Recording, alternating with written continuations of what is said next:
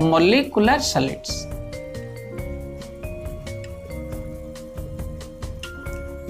The solids in which the constituent particles are molecules and they are held together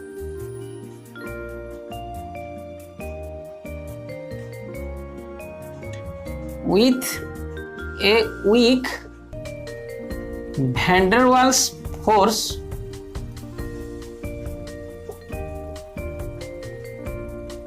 of attraction between them. Example, SO2, I2, HCl भी हो सकते हैं हमारा, ठीक है ना। ये क्या है? The solids in which the constituent particles are molecules, यानी ये सॉलिड के अंदर क्या होते हैं? मॉलिक्यूल्स होते हैं, और मॉलिक्यूल्स अपने बीच में जो फोर्स ऑफ अट्रैक्शन होता है that is weak van der Waals force. समझ गए आप? Molecular solid means from the name itself you can identify that the solids contains molecules as its constituent particles, ठीक है ना। Then molecular solid also classified into again two types. Number one, polar molecular solid.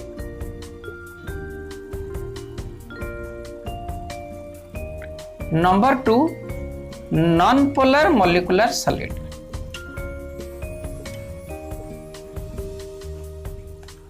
तो पहले हम discuss करते हैं, ये molecular solid दो तरह में क्लासिफाई होते हैं, पोलर मॉलिक्यूलर सॉलिड्स, दूसरा non polar molecular solids.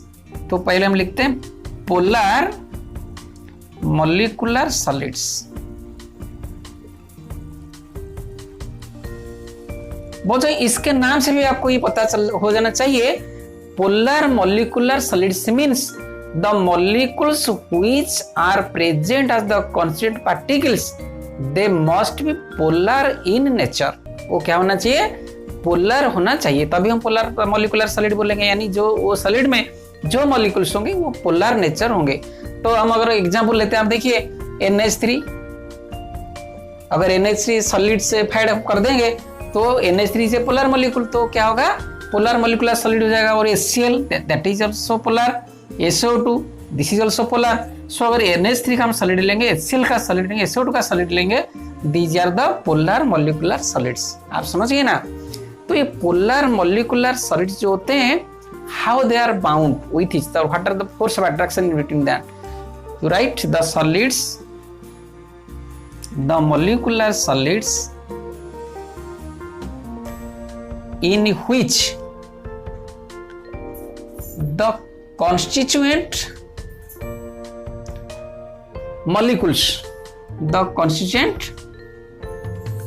molecules are held together with a dipole interaction, interaction.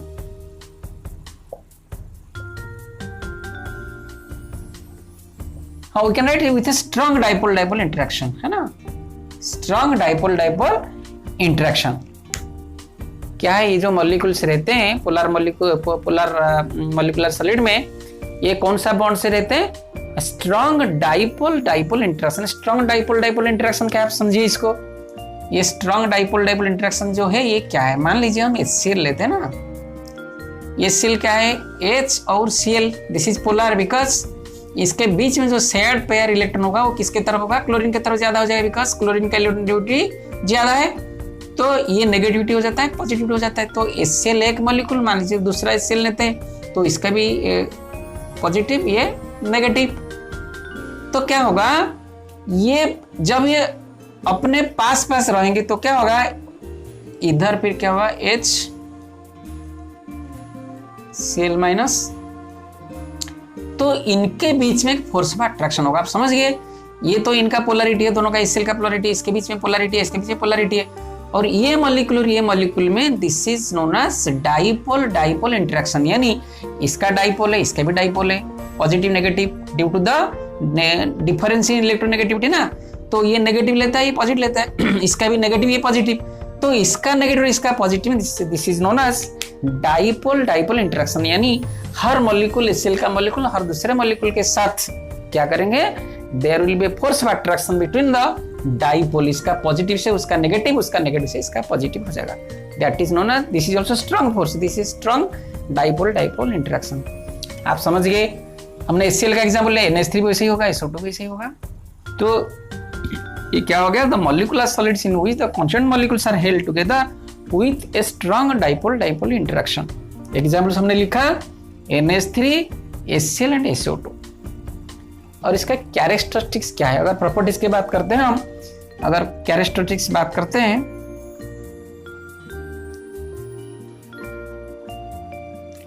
Number 1 they are soft, number 1 they are soft, और these are soft and possess high melting point। MP क्यों, दे are soft, ये तो बात समझिए, ये soft होते हैं, दूसरा इनका मेल्टिंग पॉइंट हाई होता है, क्योंकि यहाँ स्ट्रांग डाइपोल डाइपोल मूवमेंट है, अट्रैक्शन है, तो इनका MP क्या होगा, ज्यादा होगा। समझ गए आप। And number 2 I, these are generally liquids or gases, liquids or gases in or at room temperature, at room temperature। ये क्या होते हैं, at room temperature में गैसियस स्टेट में रहते हैं और लिक्विड स्टेट में रहते हैं। और तीसरा, bad conductors of electricity, bad conductors of electricity. HCl electricity नहीं ले पाते because due to the absence of free electron, ठीक है ना। High heat of last, high heat of vaporisation, high heat of vaporisation, इसको आप याद रखिए। These are soft, possess high MP, और ये गैसियस और लिक्विड स्टेट में रहते हैं अगर नॉर्मल रूम टेम्परेचर में, और these are bad conductors of electricity, और इनका हाई हीट ऑफ वेपोरेशन होता है, ठीक है। अब हम शुरू करते हैं दूसरा, नॉन पोलर मॉलिक्यूलर सॉलिड, ठीक है, हम इसको भी मिटाना है। Molecular solids, the molecular solids in which the constituent molecules are non-polar in nature and they held together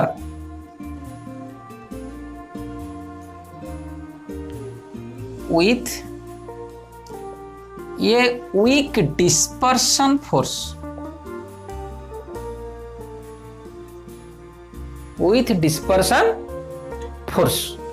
ये डिस्पर्सन फोर्स क्या है, इसको भी कहते हैं induced dipole interaction, induced dipole interaction. समझ गए, ये नाम से ही आपको पता चल जाना, नॉन पोलर मॉलिक्यूलर सॉलिड, यानी जो मॉलिक्यूलर सॉलिड में जो मॉलिक्यूल्स होंगे they should be non polar in nature, वो पोलर नहीं होना चाहिए। तो ये क्या होता है, molecular solids in which the constant molecules are non polar and they are held together with weak dispersion force. Dispersion force क्या, इंड्यूस्ड डाइपोल इंटरेक्शन। मतलब यहाँ भी याद रखिए, सारे जो नॉन पोलर मॉलिक्यूल्स हैं उनमें सभी मॉलिक्यूल्स नहीं होते, अगर एटम्स होंगे कांस्टेंट मॉलिक्यूल्स और एटम्स ऑफ नोबल गैसेस।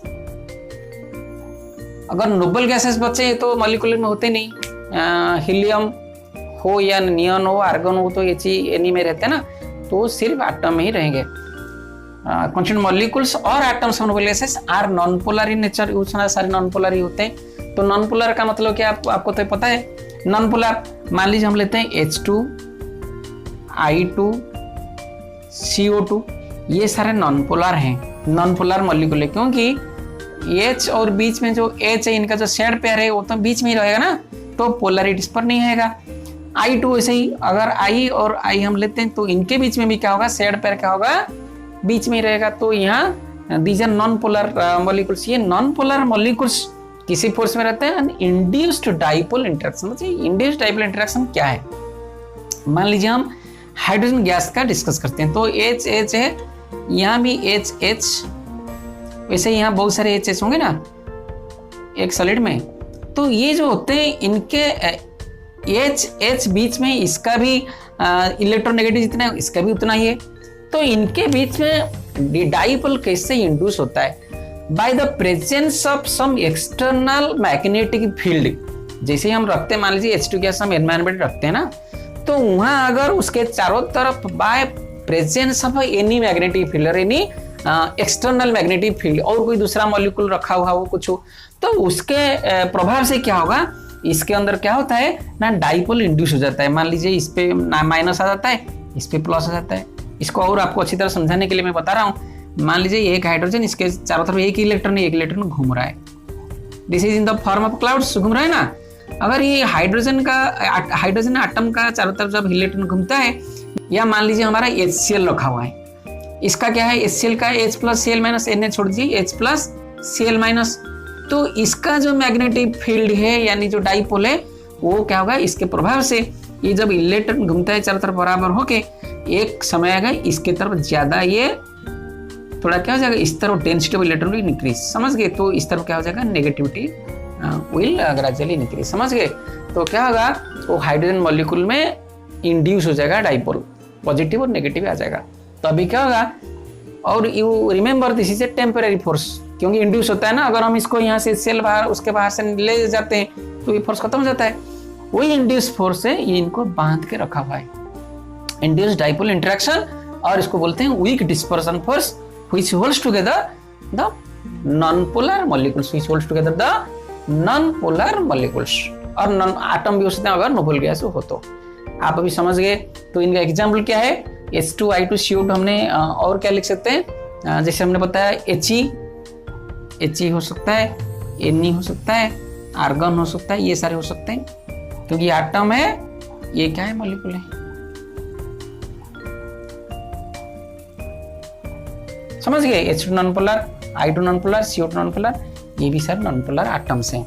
तो इनके बीच में जो फोर्स ऑफ अट्रैक्शन होता है वो क्या होता है, weak dispersion force induced dipole interaction. आप इसको अच्छी तरह याद रखिए। अभी हम इसको मिटा रहे हैं, ठीक है ना। इसका कैरेक्टरिस्टिक हम लिखते हैं। अभी कैरेक्टरिस्टिक्स क्या है, जैसे पोलर का था, इसका कैरेक्टरिस्टिक्स होगा ना, अभी कैरेक्टरिस्टिक्स हम लिखते हैं इसका। नंबर है, these are also soft, these are soft with low MP, with low MP, यानी इनका मेल्टिंग पॉइंट क्या होता है, कम होता है as compared to the polar molecular solid. क्यों कम होता है भाई, इनका जो फोर्स है that is weak weak dipole induced dipole interaction, that's why MP क्या होता है, लो होता है, विथ लो मेल्टिंग पॉइंट। आप समझ गए ना। MP इनका क्यों कम होता है, due to the presence of weak dispersion force और इंड्यूस्ड डाइपोल अट्रैक्शन। दूसरा बात है, दीज आर गैसेस और लिक्विड्स एट रूम टेम्परेचर। अभी हमने आपको बताया रूम टेम्परेचर में ये भी गैसेस और लिक्विड्स में रहते हैं। और तीसरा, they possess low heat of vaporisation.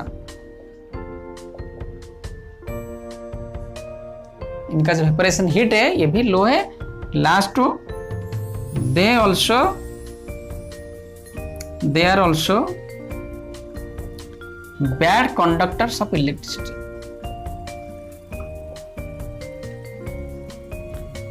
समझ गए बच्चे, ये भी इलेक्ट्रिसिटी कंडक्ट नहीं करते, यानी molecular solids don't conduct electricity as a whole.